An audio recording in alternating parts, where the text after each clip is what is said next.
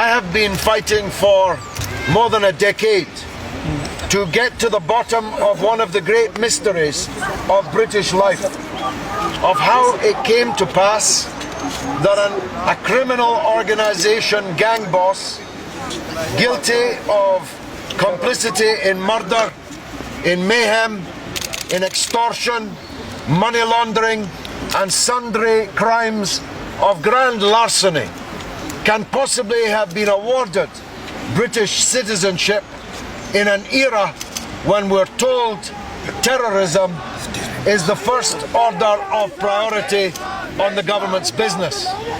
The airwaves are filled with discussion of terrorism, and hundreds of hours of parliamentary time are filled with combating terrorism, whilst in Edgware, a terrorist leader with a British passport in his pocket is organising terrorism in Pakistan on a grand scale. Shame.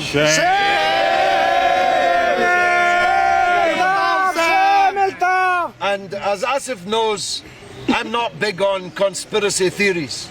I usually think that most things are a cock-up rather than a conspiracy. But as long as the British government doesn't explain how this man came to be allowed to gain citizenship and continue his operation from Edgware, the suspicion will grow that the British government, the British state, successive British governments have been using Altaf Hussain as a cat's paw in Pakistan's internal affairs. It is simply unacceptable that these crimes can be committed, commissioned, organised, incited on television, on the telephone from London, and we will not put up with it any longer. The last straw for me was the fire in the factory which burned hundreds of workers to death. Workers, honest workers, who were sweating from their labour and were then cooked alive, caused by the criminal associates of Altaf Hussain,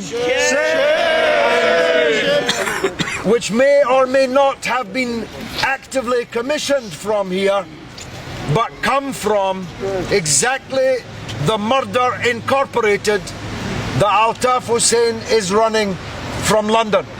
So, this week, I wrote to the Home Secretary, I wrote to the Commissioner of the Metropolitan Police and told them that my patience was now at an end, as indeed was the patience of hundreds of thousands of Pakistani origin citizens in Britain and hundreds of millions of Pakistani citizens in Pakistan itself. And that, unless I receive within 7 days a proper report of the stage to which the Metropolitan Police investigation has reached, and an assurance that this inquiry is not being deliberately strung out so as to evade justice, unless I receive such a reply, I will begin a private criminal prosecution of Altaf Hussain. And if I'm forced to do that, I hope that people throughout this land and beyond will help raise the finance required for the lawyers and the courts to bring this man to justice. So, in final words, it's up to the government to show that they mean business, that they are serious about this criminal and his activities in London. And if they won't, we will. Thank you very much indeed. Wassalamu alaikum. आप general Pinochet को तो गिरफ्तार करके भेज देते हो, अल्ताफ हुसैन तुम्हारा शहरी है, तुम उसे क्यों नहीं गिरफ्तार करते?